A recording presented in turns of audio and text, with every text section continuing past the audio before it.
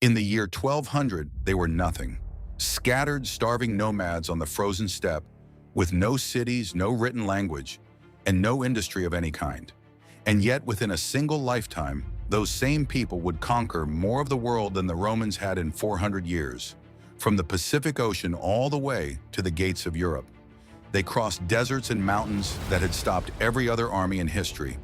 They moved faster than anyone believed was possible, struck where no one expected them, and toppled empires 10 times their size.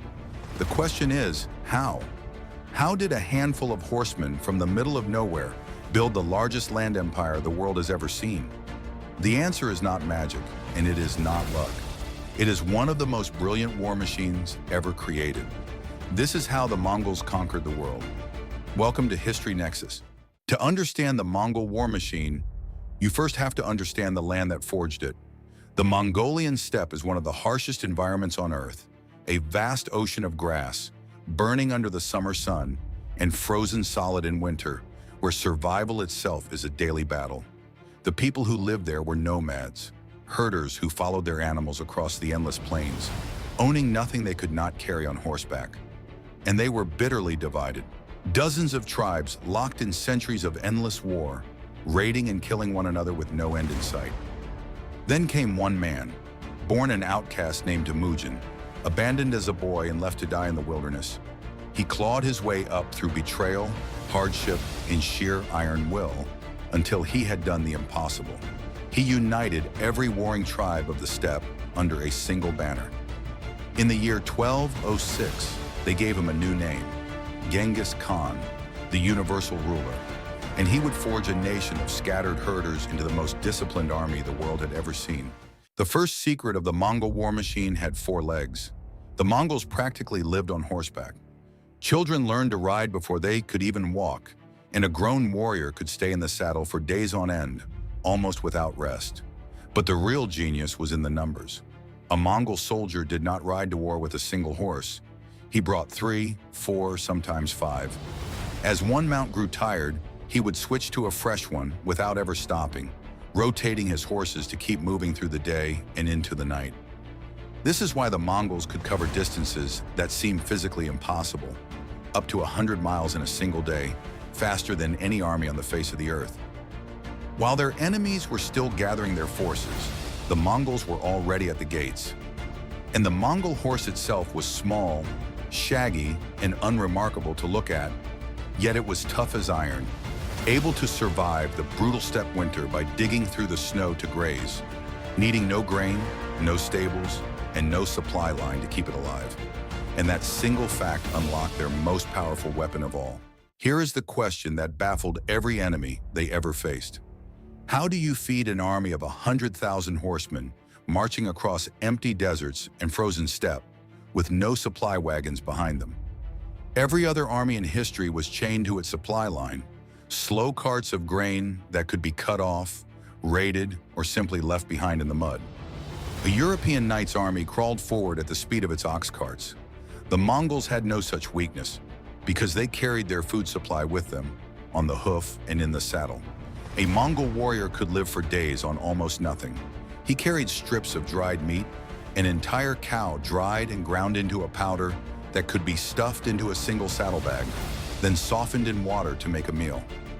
He drank fermented mare's milk for energy, and in the most desperate moments, he could open a small vein in his horse's neck, drink a little of its blood for strength, then seal the wound and keep riding, feeding himself without ever killing his mount. They hunted as they traveled and lived off the land itself. An army that needs no supply train can go anywhere, strike from any direction, and can never simply be starved out.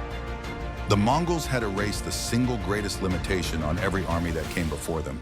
But speed means nothing without a way to kill, and here too the Mongols carried a weapon centuries ahead of its time. The Mongol bow was a composite weapon built from layers of wood, horn, and sinew, small enough to fire from horseback, yet more powerful than the famous English longbow, with a killing range of over 200 meters. And the Mongols could fire it at a full gallop. Trained from childhood, a Mongol horseman could loose arrow after arrow while riding at top speed, even twisting around backwards in the saddle to fire at an enemy chasing behind him.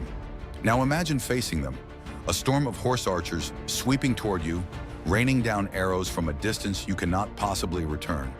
They refuse to close in. They wheel away the instant you charge, then circle back to strike you again and again. The heavily armored knights of Europe, the pride of the medieval world, found themselves cut down before they could ever land a single blow. The Mongols did not fight fair. They fought to win. And yet individual skill is not what truly made the Mongols unstoppable.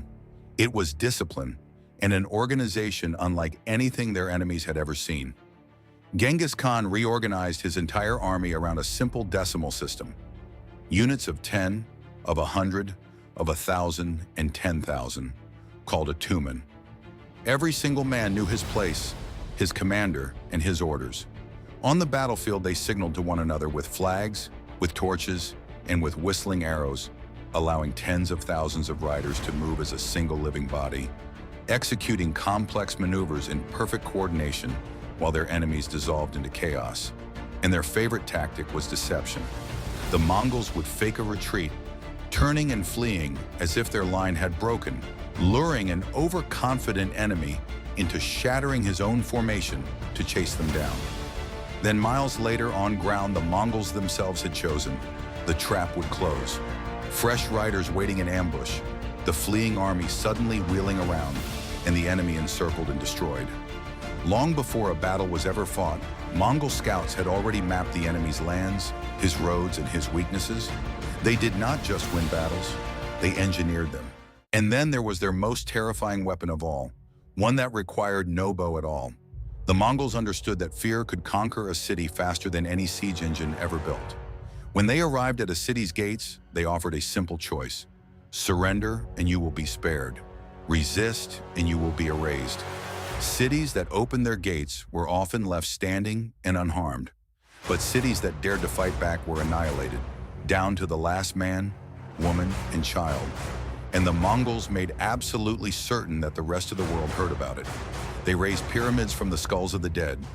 They allowed a few survivors to flee, precisely so that they would carry the horror down the road to the next city in their path. And so, again and again, by the time the Mongol army actually arrived, terror had already done its work, and the gates swung open without a single arrow being fired.